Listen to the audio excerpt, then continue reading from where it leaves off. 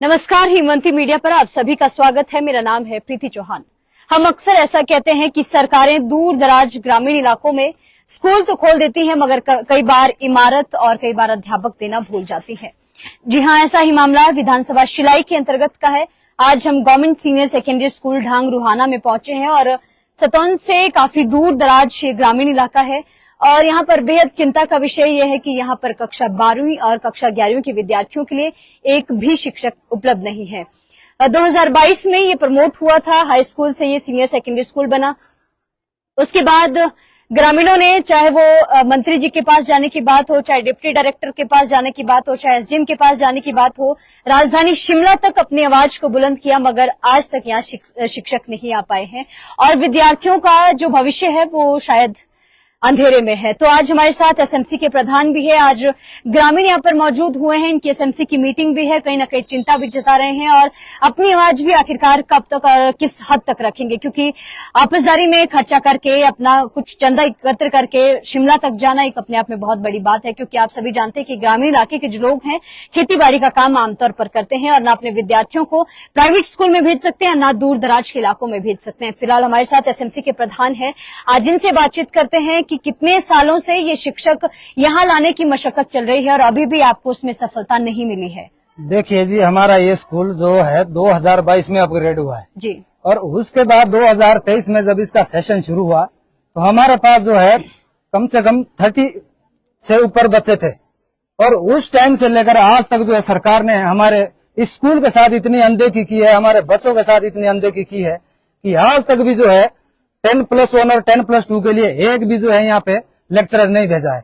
अच्छा, आपने इतनी बार कहा है कि हम शिमला गए, नाहन गए, सब जगह आप गए, क्या जवाब कुछ तो उन्होंने कहा होगा आपसे? देखिए जी, हमें तो गुमराह किया गया है। जब हमें टीचर नहीं मिले हैं या लेक्चरर नहीं मिला है तो हम तो सीधी बात करेंगे, क्योंकि दुर्गम क्षेत्र है, आप लोगों ने भी शायद देखा ही होगा और सड़क भी इतनी खराब है कि बरसात में पूरा। देखिए जी, सड़क के तो चलो हम बात की बात है, अब ज्यादा लंबा नहीं जाएंगे क्योंकि स्कूल की बात ही करेंगे। आपके पास भी सबसे पहले मैं फिर आपका भी धन्यवाद करता हूं कि आप लोग यहाँ आए, इस दुर्गम क्षेत्र की हमारी आवाज को उठाने के लिए आपने समय दिया, इसलिए मैं मीडिया बंधुओं का भी आपका हार्दिक अभिनंदन और धन्यवाद करता हूं।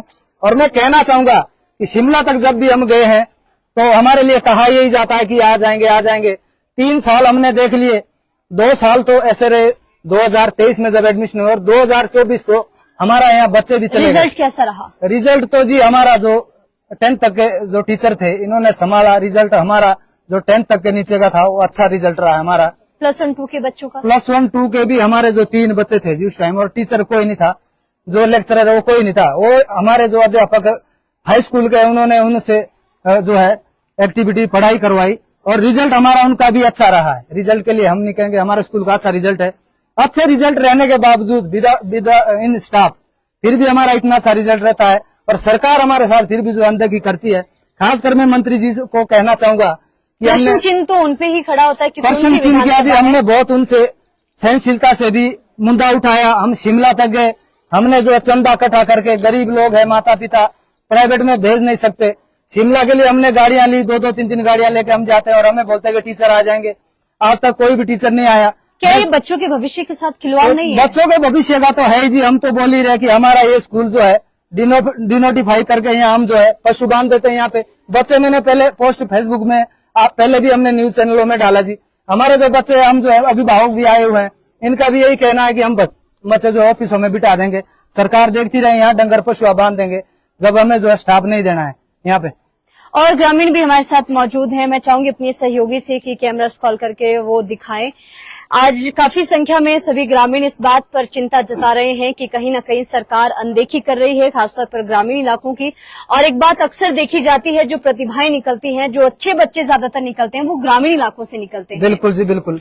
तो आज क्या डिस्कस हुआ है इस मीटिंग में? आज डिस्कस ये हुआ है जी, हमने तो एक ही बात की है, एसएमसी की मीटिंग भी है आज डिस्कस एक ही होना है कि हम तो जो है धरने पे बैठ जाएंगे। बच्चों का भी यही कहना है कि बच्चों को तो हम जो है सरकारी ऑफिस में कहीं बिठा देंगे, वो सरकार जाने वो जाने, हमारा दुर्गम क्षेत्र है, हम दूर कहीं भेज नहीं सकते। हमारे बच्चे जो है 13-14 किलोमीटर जो है विवश हो जाते हैं कोटदा जाने के लिए। जब हमारे पास स्टाफ नहीं होगा तो हम जो है मजबूरन बच्चे बरसात में भेज नहीं सकते। इसलिए जी हमारा रिक्वेस्ट है कि अभी भी समय है, मंत्री जी के लिए हमारी सख्त हिदायत है कि अभी भी आपके पास समय है, आपने दोबारा भी इस एरिया में आना होगा, नहीं तो आपको इधर को जो है पंचायत में आने की कोई जरूरत नहीं है, ना हम मानेंगे। शायद यहाँ तक कि यहाँ फिर लोग ऐसा है, आक्रोश भी है लोगों के अंदर। और जो बिल्कुल, है ये आपका आक्रोश बिल्कुल जायज है और उद्योग मंत्री हिमाचल प्रदेश के एक कद्दावर नेता है, उनकी अच्छी पकड़ सरकार में है, वो चाहे तो यहाँ अध्यापक कल दे सकते हैं, क्योंकि दूर दराज ग्रामीण इलाकों पर कोई बिल्कुल भी जी, ज्यादा बिल्कुल। ध्यान नहीं देता है। तो ऐसे में मंत्री को उनकी विधानसभा है, उनका गृह जिला है, तो उन्हें सोचना चाहिए। और जो लोग हमारे साथ मौजूद हैं ग्रामीण, उनसे भी बातचीत करेंगे कि बच्चों के भविष्य के साथ इस समय सबसे बड़ा खिलवाड़ है। 3 साल हो गए, कोई भी अध्यापक यहाँ नहीं आ पाया। आपने अपने स्तर पर कितना प्रयास किया, क्या कहीं आपके प्रयास में कमी रही, या सरकार बिल्कुल इतनी अंधी हो चुकी है कि उसे दिखाई नहीं दे रहा है? जी, आप कंटिन्यू सबसे करिए। पहले जी आपका बहुत बहुत धन्यवाद। आप इतने दूर दराज क्षेत्र में यहाँ पहुंचे, ये हमारा इसके लिए काम आपका है। बहुत बहुत धन्यवाद। और रही बात हमारे बच्चों की भविष्य की, वो आप देख ही रहे हैं। हम शिमला तक गए हैं, हम ड्यूटी डायरेक्टर नाहन तक गए हैं, एसडीएम साहब के पास गए हैं, कहाँ कहाँ हम नहीं गए।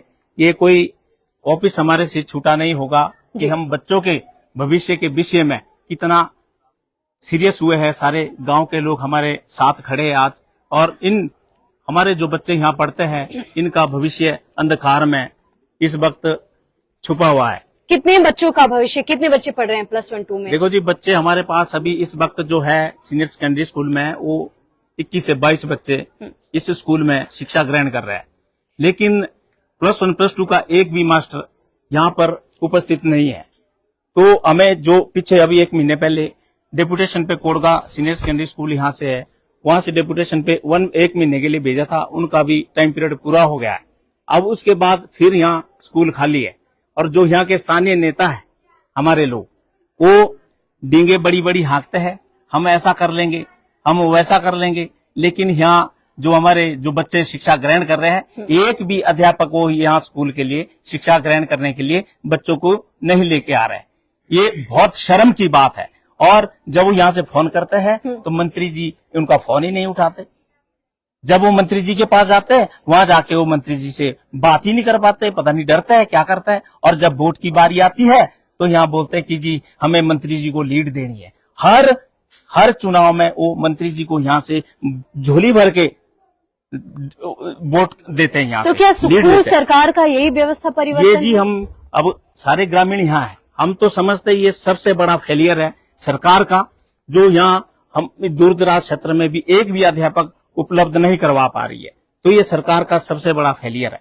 तो 3 सालों से एसएमसी जो है वो ज्ञापन दे रही है, दफ्तरों के चक्कर काट रही है, क्या कुछ अब आक्रोशित होकर धरना प्रदर्शन करेंगे? अब लास्ट जो हमारे पास रास्ता बचा हुआ है, वो हमारे पास एक ही रास्ता है। बाकी हम कुछ मारपीट तो कर नहीं सकते, लेकिन जब भी हमारे इलाके में प्रवेश होंगे तो हम उनका कड़ा विरोध करेंगे, बहिष्कार करेंगे। अपनी पंचायत में आने के लिए विवश करेंगे कि यहाँ नहीं आना है हमारी पंचायत में, आपने यहाँ आने की कोई जरूरत नहीं है। फिलहाल इमारत की बात की जाए तो कमरे पूरे हैं? देखो जी, जो हमारे कमरे की बात है वो फिलहाल सीनियर सेकेंडरी के लिए अभी अवेलेबल है। बाकी पीछे खेल बिल्डिंग मैदान बन रही ये है? खेल मैदान ये नीचे बन रहा है, वो भी अपने पैसों से। जो स्कूल के जो यहाँ के अध्यापक है, इनका भी मैं शुक्रगुजार करता हूँ, कि एसएमसी वालों का भी शुक्रगुजार करता हूँ कि इन्होंने जो भी इनका फंड है वो स्कूल का मैदान अपने फंड से बना रहे हैं। अध्यापक के अलावा और कौन कौन सी पोस्ट खाली है? चतुर्थ श्रेणी के कोई कार्यकर्ता, कोई पीएन है यहाँ पर अवेलेबल?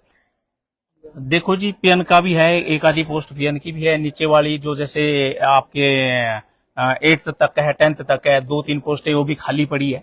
लेकिन जो हमारे ऊपर की है सीनियर सेकेंडरी वाली, वो एक भी अध्यापक नहीं है। आज एसएमसी ने क्या तय किया है? एसएमसी ने हमारा लास्ट जो फैसला हुआ है वो यही हुआ है कि अगर 1 हफ्ते में या 15 दिन में यहाँ कोई अध्यापक नहीं आता है तो हमें मजबूरन होके धरना प्रदर्शन करना पड़ेगा, चाहे हमें शिमला जाना पड़े या नाहन ड्यूटी डायरेक्टर ऑफिस जाना पड़े। जी, हम मैं उसके चाहूंगी लिए तैयार सहयोगी से एक बार स्कूल की बिल्डिंग आपको दिखा दे। स्कूल बढ़िया सुंदर तरीके से बना हुआ है और कमरे भी काफी हैं इसमें। तो केवल शिक्षकों की कमी यहाँ पर है और सरकार से ये निवेदन भी कई बार पहले कर चुके हैं और उद्योग मंत्री पर भी एक बड़ा सवाल इसलिए खड़ा होता है क्योंकि ये उनका गृह क्षेत्र है, उनकी विधानसभा है और ग्रामीणों में आक्रोश भी है जो कि बिल्कुल जायज है। 3 साल बीत जाने के बाद भी सरकार ने इस स्कूल की तरफ ना कोई ध्यान दिया, ना कोई यहाँ पर शिक्षक भेज पाए। और एक सवाल कि यही क्या सुखू सरकार का व्यवस्था परिवर्तन है? शिक्षक जो है वो समाज का निर्माण करता है और जो विद्यार्थी है वो इस देश का भविष्य है। अगर भविष्य ही अंधकार में रहेगा तो कैसे देश का निर्माण और समाज का निर्माण हो पाएगा? पूरी स्टोरी क्या है वो सभी ग्रामीणों से भी बातचीत करेंगे, आप सभी तक शाम तक वो स्टोरी भी पहुंचाएंगे। अभी के लिए फिलहाल इतना ही, नमस्कार।